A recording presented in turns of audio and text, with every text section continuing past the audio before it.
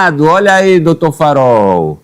Pautas bombas bilionárias com B de bolacha. Alcolumbre ignora pedidos do governo e avança com pautas bomba de 140 bilhões de reais. O Ministério da Fazenda avalia recorrer ao Supremo Tribunal Federal. Fernanda.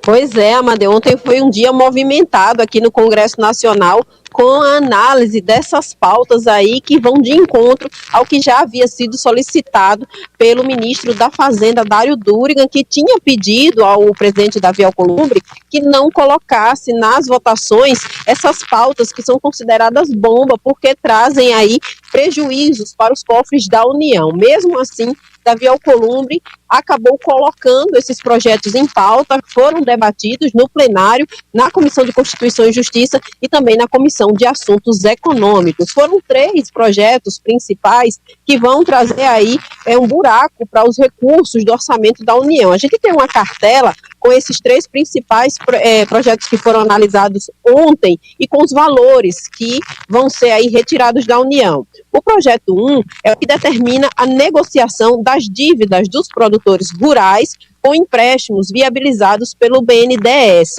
O impacto orçamentário desse projeto é de 140 bilhões de reais em 10 anos, e esse projeto foi aprovado ontem no plenário do Senado.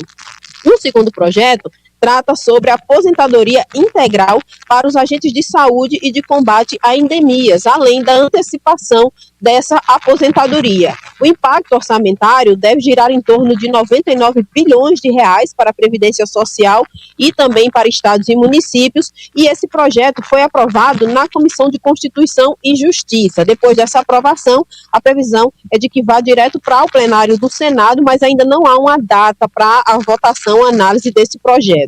Já o terceiro projeto trata sobre o aumento do piso salarial para médicos e cirurgiões dentistas. Hoje o piso é de R$ 3.636 e deve passar para R$ 13.662. O impacto orçamentário é de 25 bilhões de reais até 2029. E esse projeto ele foi aprovado na Comissão de Assuntos Econômicos em caráter conclusivo, ou seja, já vem aqui para a Câmara dos Deputados para ser analisado. E agora, o Ministério da Fazenda e o Palácio do Planalto tentam conversar com o presidente da Câmara, Hugo Mota, para impedir que essas pautas avancem até que o Ministério da Fazenda e o Orçamento Geral da União se organizem para receber essas despesas que vão acabar sendo geradas com a aprovação desses projetos. A pauta aqui da Câmara, ela está travada por causa daquele projeto de lei do fim da escala 6x1, que foi enviado em caráter de urgência pelo governo. Como no lugar do projeto de lei foi aprovada a PEC, o projeto acabou ficando aí na fila de análises, mas como está com caráter de urgência, enquanto não for retirada a urgência, os demais projetos não poderão avançar, por isso o Gumota aguarda que o Palácio do Planalto faça essa retirada do pedido de urgência. Enquanto isso, Dário Durigan tenta negociar com o Gumota para que ele não avance com esses projetos, essas pautas bomba, até que o governo se organize para conseguir arcar aí com essas despesas. Já a possibilidade de judicialização desses projetos, caso passe aqui pela Câmara dos Deputados. E quem se antecipou a isso foi o ministro Gilmar Mendes, que fez uma postagem nas redes sociais dizendo que o Congresso não pode criar despesas para o governo sem indicar de onde sairão os recursos para arcar com essas despesas. A gente também tem essa postagem. Gilmar Mendes diz o seguinte: o Congresso Nacional não pode criar despesas a serem suportadas por estados e municípios sem indicar a fonte de custeio.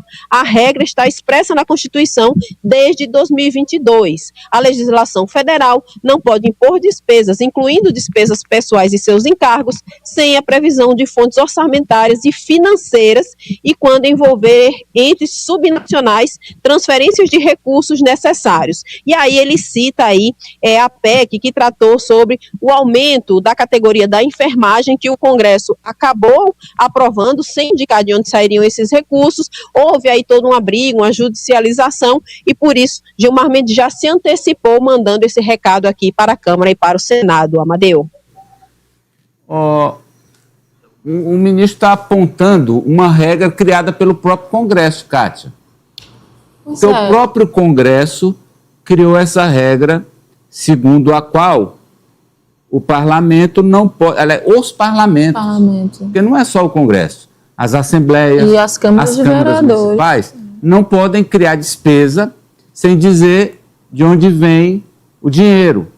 Então, nós tem estamos... Tem a fonte do recurso. E o próprio Congresso desrespeita a lei que eles mesmos criaram. Mas isso aí, esse desrespeito, né, que eles mesmos praticam com as leis que eles criam, é comum, né, Maria? A gente vê aqui constantemente isso.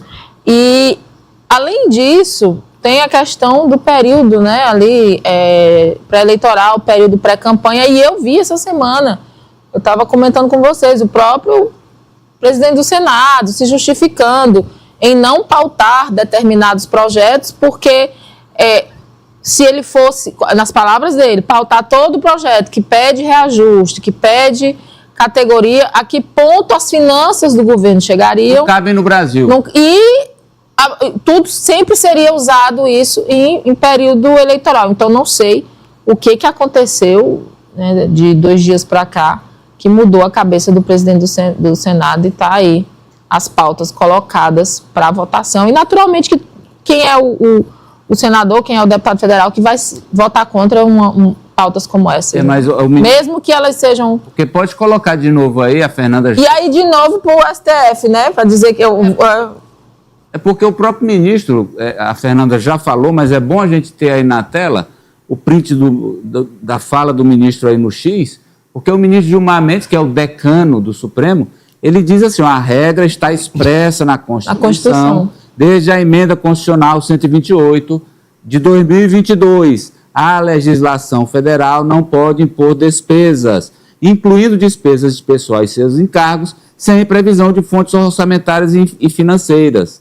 E quando envolver subnacionais, estados e municípios, transferência dos recursos necessários. Franci.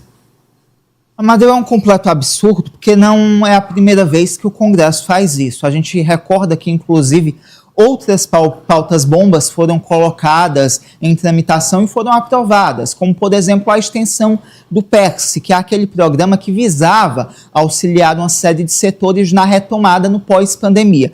O governo Lula tentou encerrar esse programa, o Congresso Nacional não deixou, e depois de um acordo se estabeleceu que ele seria extinto agora no final de 2026. Então, o Congresso Nacional cobra do governo uma saúde financeira, uma estabilidade fiscal. Corte de gastos. Não colabora, Amadeu, não colabora nem... Ajuste fiscal.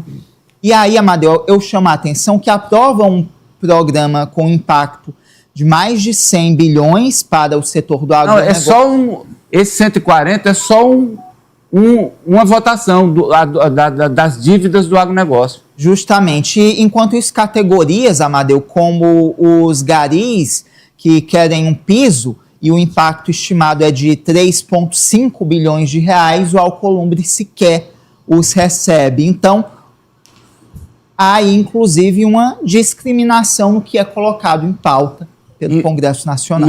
E o fim da 6x1 também, ele até agora não indicou relator. Confere, Fernanda.